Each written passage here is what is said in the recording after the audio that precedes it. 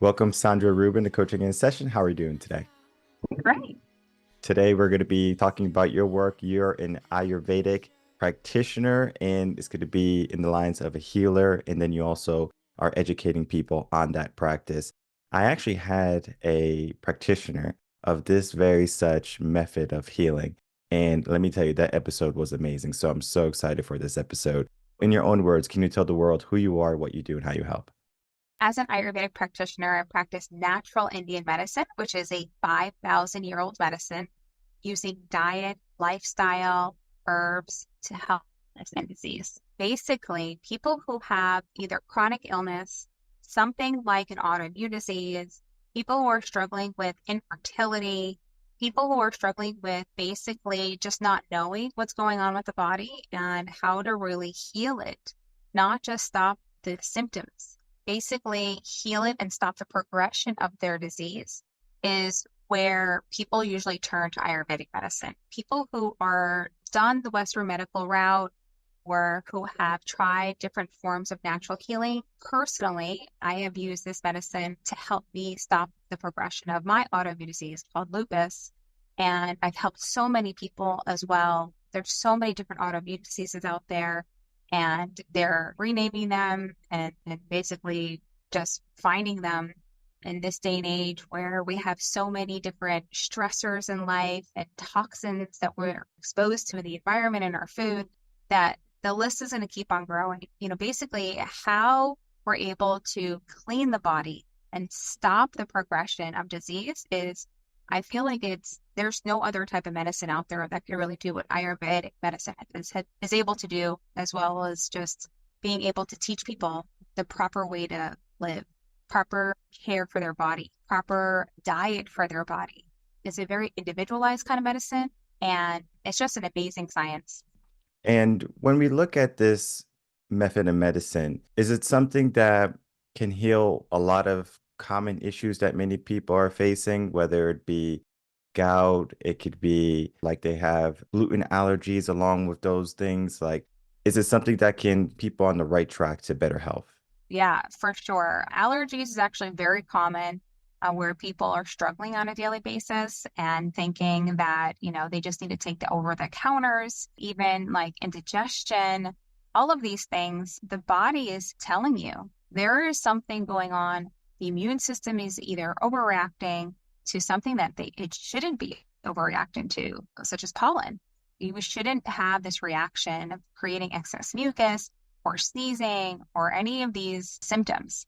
The body is really giving you an indication that something is wrong. And so with Ayurvedic medicine, we're able to very easily correct that. We're able to stop that extra, mucus secretion. We're able to help them learn about the diet that they should be eating to stop the allergies. And so I've seen some amazing results with people with these very common ailments.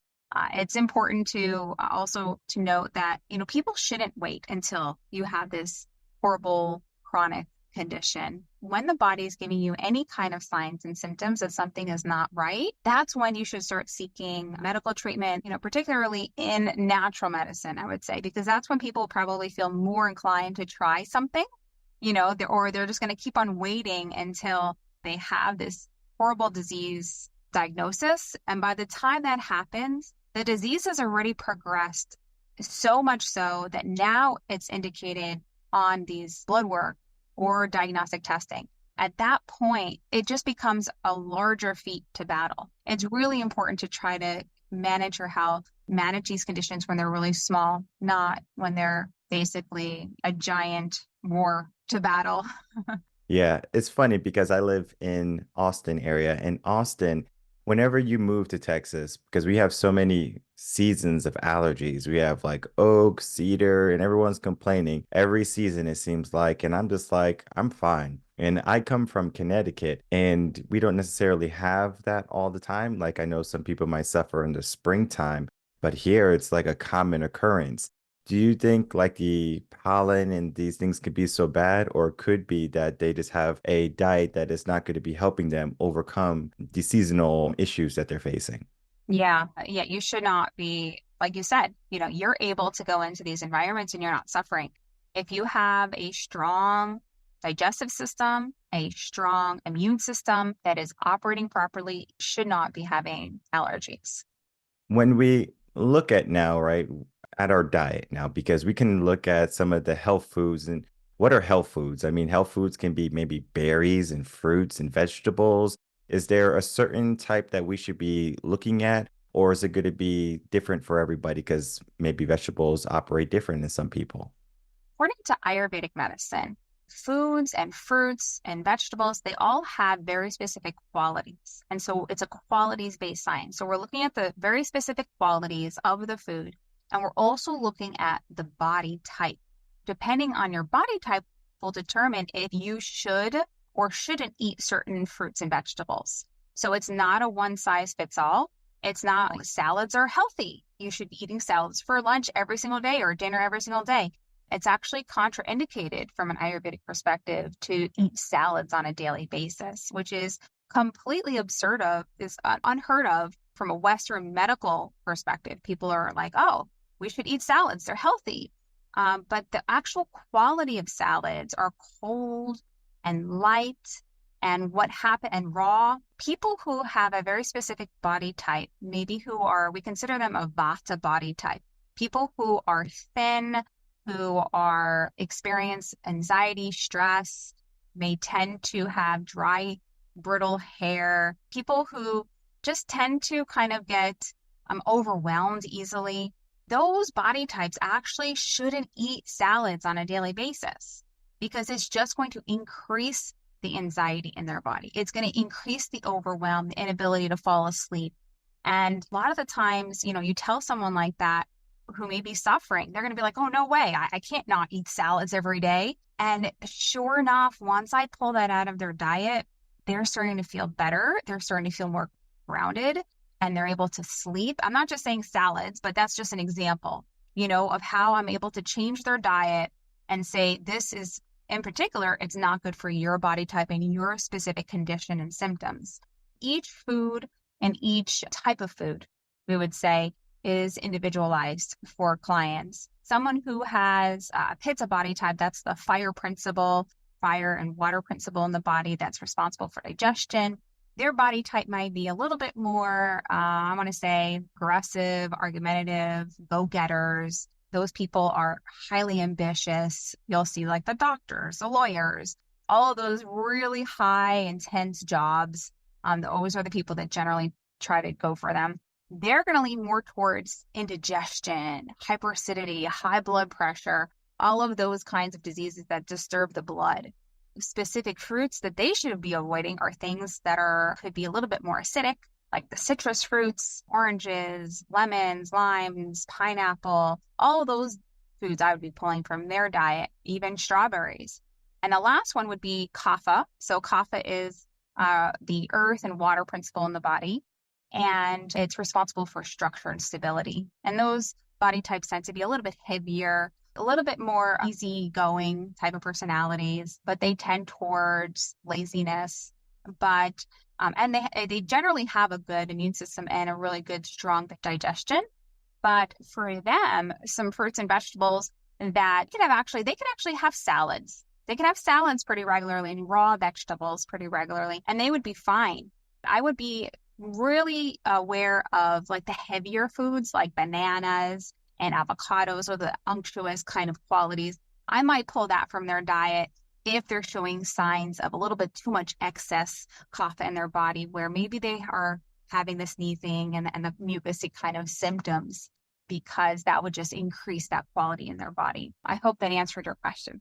Yeah, and beyond, because now I have a new question. We have all these body types, right? Like, are these body types like given to a person, like maybe by genes, like, mom and dad come together and they make this Vata baby? Or is it more of, our upbringing and who we become and we eventually fall into this body type? And if that's the case, can we change our body type? Yeah. So we are born with this body type. Yes, Mm. passed down from our parents.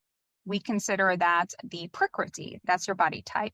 What happens throughout life is that sometimes there is disturbances in our body type, which is called vikruti. That's what happens when we are either exposed to certain stressors in life or exposed to certain diets that then disturb original body type and now becomes diseased or dysfunctional. Ideally, yeah, we want to continue to support our main body type. And so that is how we will be able to maintain our health. And no, we can't change it. It is who we are. The best thing that we could do is just continue to eat in a way that is mindful for our body type.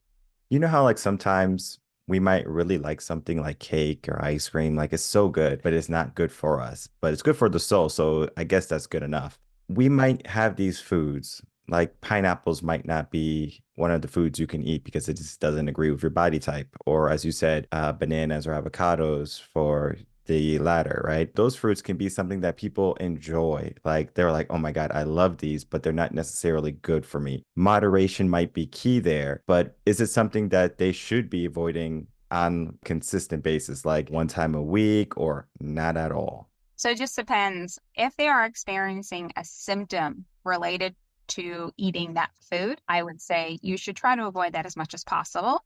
Sometimes, people they love, right, that specific food and they can't avoid it. That's a little bit more challenging, right? That's the concept of you knowing the difference between right and wrong and you're still choosing to do the wrong thing. And that becomes a little bit more challenging to manage. So that's where I would say, okay, try to just reduce it as much as possible, using your own body as the gauge and understanding, even though it says on the paper, you shouldn't eat this. If you're not experiencing any symptoms, yes, go ahead and enjoy it in moderation, like you said. But if you do experience the symptoms, avoid it. There's certain tribes and there's certain people who are crazy. And I say that with a light heart because there's a man who he handled snakes and venomous snakes to be at that. And he would keep getting bit by these snakes. And eventually he developed antibodies for all of these different types of venoms. One time he got bit really good by, this very venomous snake. And, luckily for him, his body just was so used to getting bit that he can come up with the antibodies. And when he went to the hospital, I think they had to use less vials of antibody or something or antivenom. And it's just interesting how the body can adapt. And if we look at like certain tribes around the world, like in Africa, especially, they have like these venomous bees and things like that that would sting them and it will cause all these welts and stuff. But they're just like totally used to it. They'll get bit and they don't flinch. Nothing happens to their skin. But if I went over there, I'll be like bumps all over my body because I'm just not used to that. And I know there's certain people who they push through a food allergy. So let's say they're allergic to strawberries and maybe they get like bumps on their skin, but they just love strawberries. So they still do it. They'll take a Benadryl after, but after a year or two, they don't get the bumps anymore. Can the body adapt to saying, hey, this person is crazy? They are going against their food allergies. They're going against the body type, but they're able to overcome it. Is this something that happens, or is this something that we should be looking at? Hey, we got this allergy, we have this effect, this symptom. Let's not force our body to adjust. Honestly, I feel like if you're able to work through it and you're not seeing a symptom, it is possible that you're able to overcome that. There may be other factors involved too. Maybe the digestion is a little bit stronger. There's different ways to look at it. Personally, I wouldn't necessarily recommend that because I do feel like sometimes it may kind of transition into someplace else. It doesn't necessarily say, okay, the inflammation is not showing up on my skin, so now I don't have this food allergy to this particular food because I've worked it out. I just feel like it could be possible where it's kind of sitting somewhere else and waiting to kind of expose itself. And then you're going to say it's completely unrelated. If you're trying to see what's going on with the body, you might say, okay, well, I make sure I don't have this food allergy by having a little bit every day, but now I'm having an issue with my kidney. They might not necessarily think that it's related because their skin isn't flaring up anymore. I feel like sometimes that could happen with people because I know there's a couple of different techniques out there to try to get the body's immune response to be reduced by having that slow introduction to foods. But I'm still a little bit cautious. I would still be a little bit cautious with that approach. They say too much of a good thing is bad. When we get all the foods that we're supposed to eat now, right? We're being good. We're not doing the things that are giving us symptoms. We're just eating the foods that resonate with our body. And especially here in the West, we have an issue of overeating. So we'll eat too much of the good thing.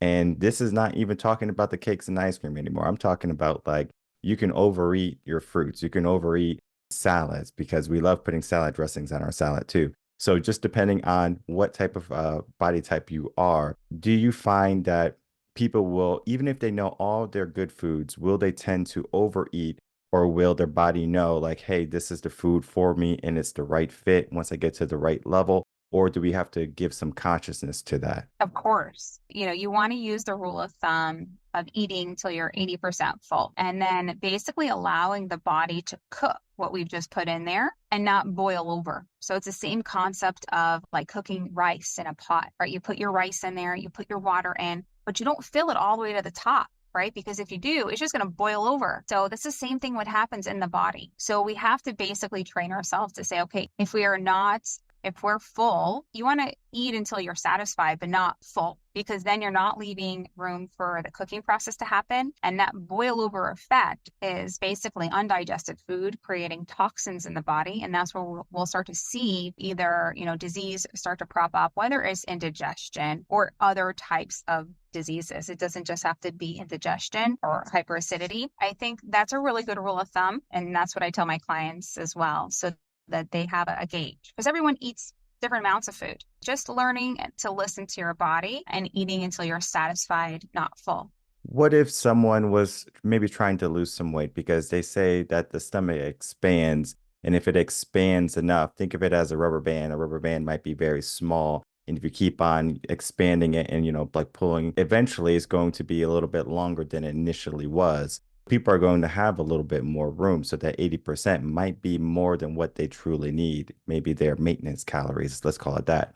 And we can call it something different if you would like. But that right there is going to be, well, we're at 80%. Our goal is to maybe thin down a little bit. Is that 80% rule going to cover all the bases, especially like if we're trying to live a healthy life and then if we're trying to maintain or lose weight?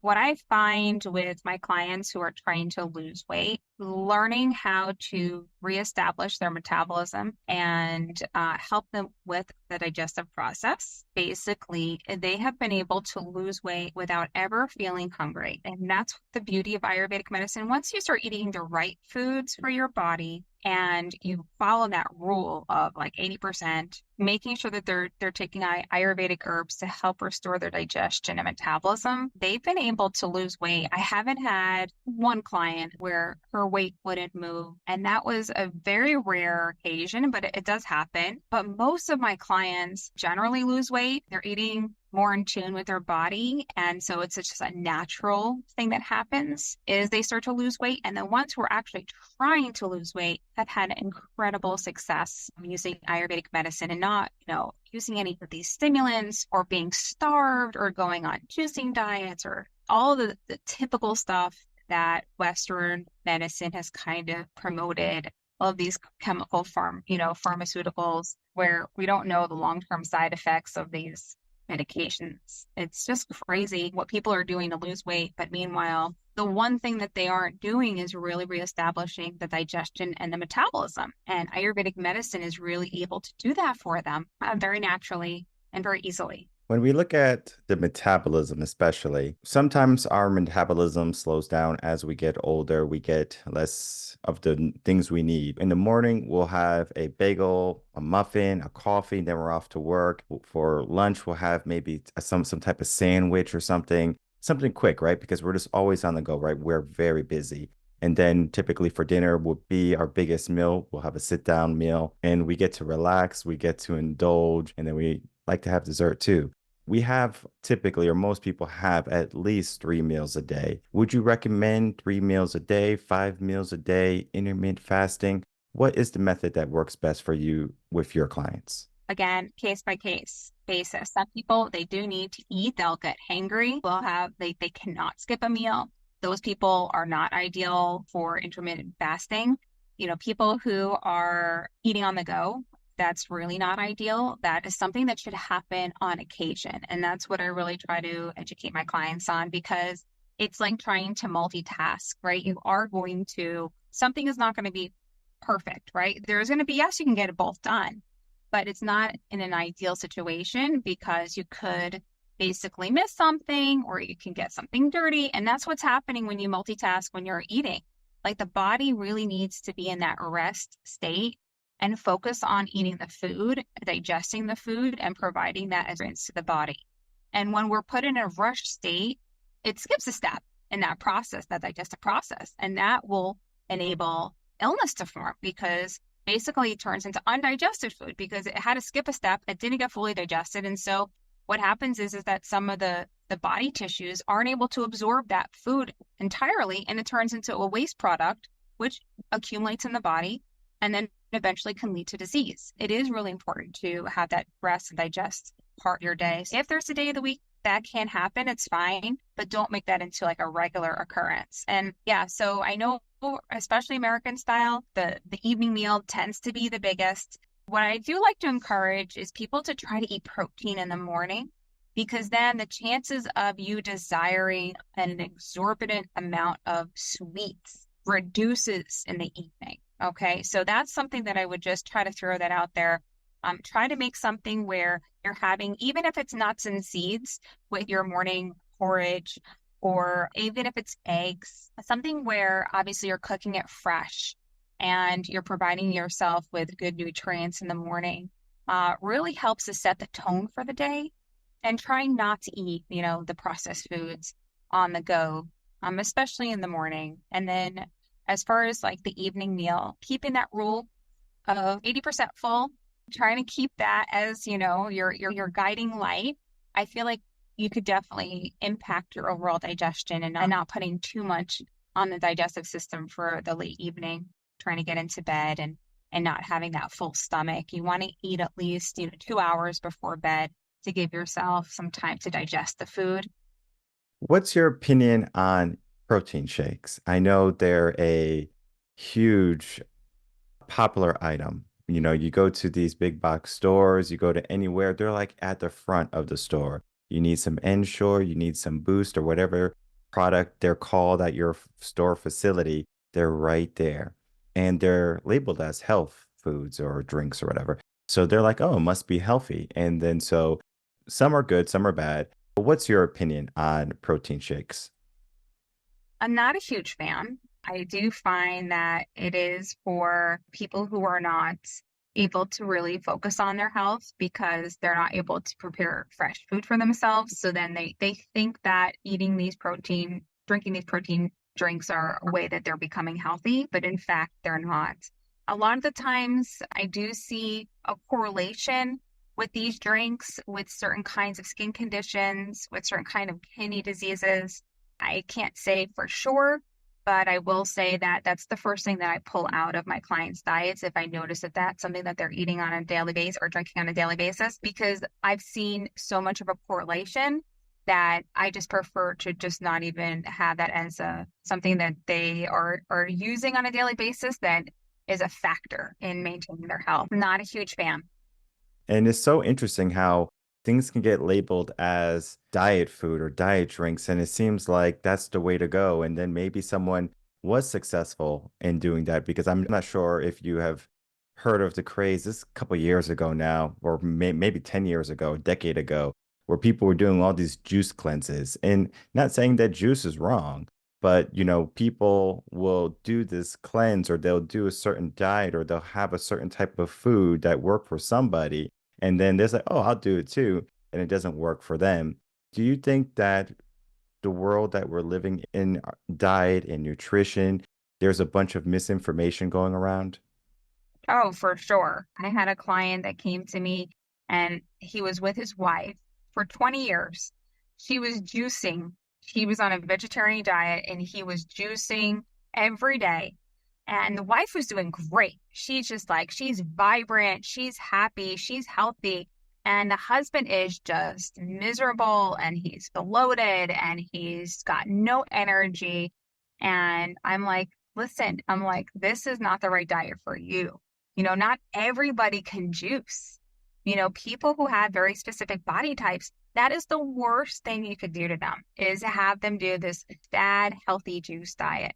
And some people know right away. They'll juice and they'll say, I feel horrible. I'm like completely weak and bloated. And it just, there's nothing that this is doing for me besides making me worse.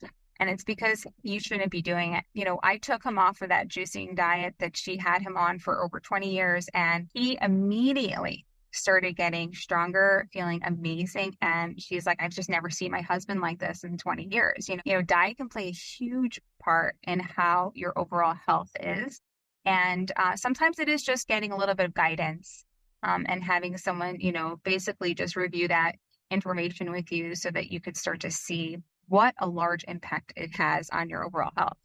Hmm. And that's why I love like working with a professional individual who knows what they're doing, knows what process is.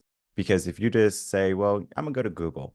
Now, I'm not saying that you're not going to find some great information. For example, if we go to Sondra's website, it's going to be filled with great information. But when you digest that information, no pun intended, you are trying to figure out, hey, what do I need to do? And it could be very daunting. It could be confusing. How long do you keep it up? When you have someone there holding you accountable, seeing, okay, let's try this and it works. If it doesn't work, let's take a step back. That guiding process is so beneficial. And that's why I love coaching. That's why I love talking to educators, health practitioners, because it's powerful, not only because they help you get over the hump and the slump that you're in, but because they're going to be able to look at what's working, what's not, and say, hey, let's go this way versus, oh, let's try a bunch of things that we saw on the internet or heard from a friend. Yes, it could work. Oftentimes, it's just going to be something that creates that obstacle in your life. And then you're going to say, I tried to lose weight. I tried to, get rid of this ailment or these symptoms, and I feel so stuck. But you don't have to feel stuck. You can find someone who's going to help you along the way. And I believe Sondra is going to be a great person to speak with about your diet, nutrition, everything in between, because it's so important that you can get to a better diet because that's going to lead to a better life. As we begin to wrap up, Sondra, I would love to get some final words and then for you to tell the audience where they can find you. Yeah, definitely. Thank you so much for having me. I'm a true believer in Ayurvedic medicine. It's helped me. It's helped so many of my clients. I live and breathe Ayurvedic medicine for me and my family, and I've seen what impact it has on my community and my family's lives as well. And it is a beautiful science. It is not a harsh approach to managing your health. It's a very mild approach, a very common sense medicine. And as I described to you what's going on in your body from an Ayurvedic perspective, it makes sense. It just clicks. And that's what I've seen for my clients who were struggling with their health and didn't know where else to turn and felt like they were going to have to live like this, whether it's, constantly feeling tired or crappy or low energy or aches and pains, just thinking that this was the only way to manage their health through, getting injections daily or constant prescriptions, and seeing that there is another way to manage your health in a way that's very, very intuitive. And you could definitely find me on anuyurvedahealth.com, and that's ANUAYURVEDA health.com. And I offer a couple of books on there, and I offer some introductory, Ayurvedic medicine classes, and a little bit more advanced classes are coming out for Ayurvedic practitioners. Okay, perfect. And I'll make it easy for everyone. The links are going to be in the description box below because I know sometimes they're like, wait, what? And they have to rewind the podcast to, spell it all out. Don't worry. Just click the link. You'll get there. You can join one of her classes, check out her books. You're going to be in good hands. And that is what you want, to manage your health, to manage your life, to get back to the person that you should be, because then you're going to find yourself more exuberant, more abundant, and more fulfilled. I want to thank you so much, Sondra, for coming on, spending some time, and giving me all this wonderful, informative information. Thank you for having me.